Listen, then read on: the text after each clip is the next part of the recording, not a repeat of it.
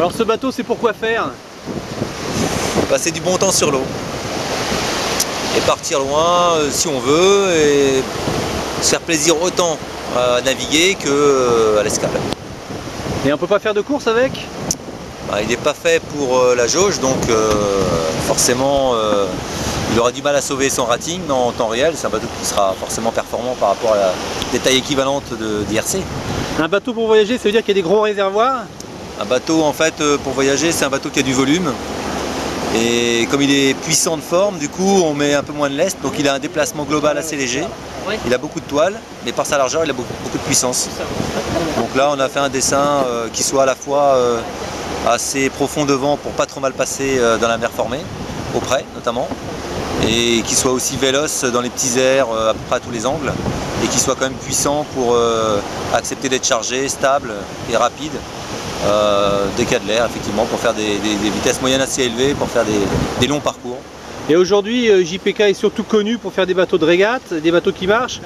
Est-ce que tu n'as pas peur d'abîmer un peu ton image en faisant un bateau qui ne va pas gagner? Non, parce qu'il n'est pas fait pour régater, donc c'est pas ce qu'on attend de ce bateau. Justement, jusqu'à présent, on essaie de faire des bateaux un peu polyvalents, qui puissent à la fois faire de la croisière rapide et être performants en régate.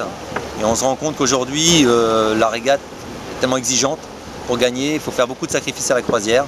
Donc on n'arrivait plus maintenant désormais à faire des bateaux qui puissent satisfaire les deux compartiments du jeu.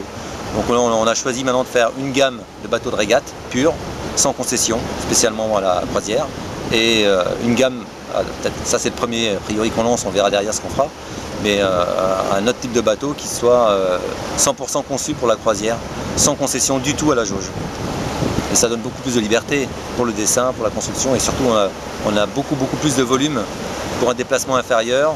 Donc forcément on a un gain de performance et un gain de volume. Donc ce serait idiot de s'en priver. Et puis sur le marché on trouvait qu'il n'y avait pas de bateaux, souvent des bateaux un peu trop plan-plan, pas très rapides, très volumineux, ou des bateaux très rapides qui, à notre niveau à nous, ils sont sur un niveau d'aménagement un tout petit peu limite pour vraiment vivre à bord. On trouvait qu'il y avait un petit trou à boucher et on a fait le bateau idéal pour nous, hein. Donc ça ressemble à ça.